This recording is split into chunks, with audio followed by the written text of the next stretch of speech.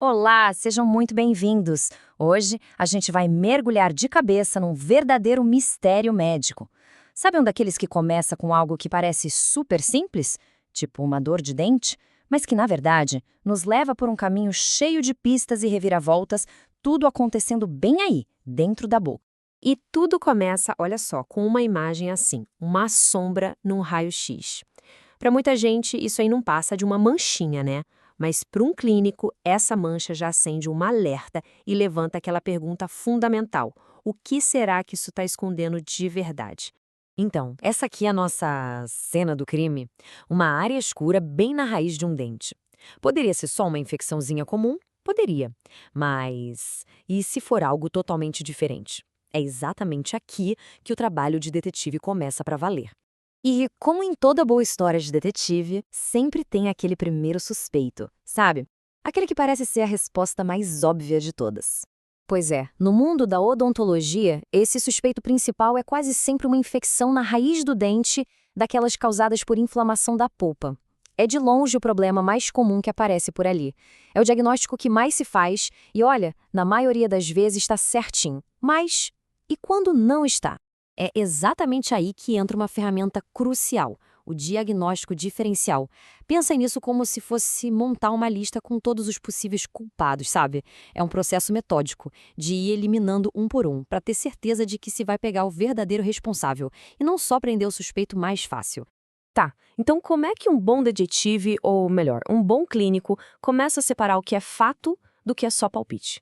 Bem, o processo tem que ser muito metódico. A palavra-chave aqui é paciência e método, sabe? Não dá para sair tirando conclusões. O material que a gente estudou deixa isso bem claro.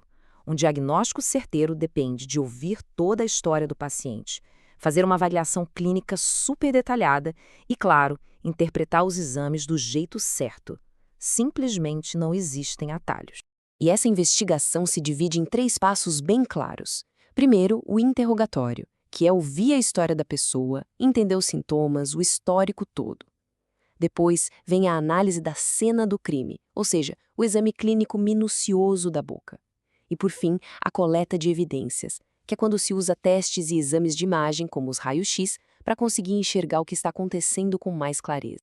Agora a gente chega na parte, para mim, mais fascinante dessa investigação. Vamos dar uma olhada nos outros suspeitos, os verdadeiros impostores que podem se passar direitinho por uma infecção de dente comum. É que existem muitas outras condições que podem dar as caras ali na região da raiz do dente e que não tem absolutamente nada a ver com a inflamação da polpa. O tratamento para elas é completamente diferente e é por isso que acertar na identificação é vital.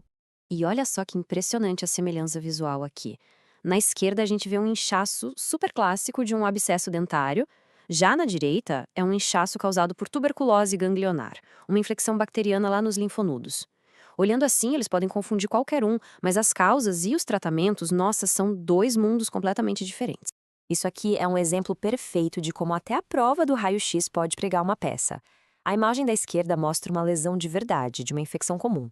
A da direita, que tem uma sombra bem parecida, é um tal de defeito de Staphny. Isso nada mais é do que uma depressãozinha inofensiva na mandíbula onde fica uma glândula salivar. Ou seja, parece uma lesão, mas não tem nada a ver. E olha aí mais um impostor na nossa lista. Esse cisto com esse formato de coração é o tipo mais comum de cisto que aparece no maxilar e que não tem nada a ver com dente. Ele se forma a partir de restos de tecido de quando a gente ainda estava se desenvolvendo, lá no céu da boca. E justamente por onde ele aparece, é muito fácil confundir com uma infecção dos dentes da frente. Mas a origem dele é outra história. Certo. Agora vamos entender as consequências de tudo isso. Por que essa investigação toda, tão detalhada, é tão importante? A resposta é simples e direta. Porque um diagnóstico errado leva a um tratamento errado. E isso tem consequências bem reais para a pessoa. Pensa bem, se o profissional trata aquela mancha no raio-x como uma infecção de dente, quando na verdade é um cisto ou outra coisa, o problema de verdade não vai ser resolvido. A pessoa pode acabar passando por tratamentos que não precisava, como um canal, enquanto a causa real do problema continua ali, quietinha, talvez até crescendo. E aqui a gente vê a diferença gritante. Se o diagnóstico for infecção dentária, o tratamento é um canal. Ponto. Mas se o culpado de verdade for aquele cisto nasopalatino que a gente viu, o tratamento certo é uma cirurgia para remover o cisto. São dois caminhos que não poderiam ser mais diferentes. E fazer essa distinção, bem, essa é a essência de um bom diagnóstico. E aí, no final da nossa investigação, o que a gente aprende com todo esse trabalho de detetive dentário? Qual é a grande lição? A grande lição, no fim das contas, é que as aparências enganam, e muito, especialmente na área da saúde. Fazer uma investigação completa, ir além do que parece óbvio, não é um luxo, é uma necessidade absoluta. É o conhecimento de como interpretar cada pista que separa um simples palpite de um diagnóstico preciso. E no final, acertar no diagnóstico muda tudo, muda completamente o jogo. Isso tudo deixa a gente com uma reflexão final, né? A boca é muito mais complexa do que se imagina. É um lugar fascinante, onde nem tudo é o que parece ser.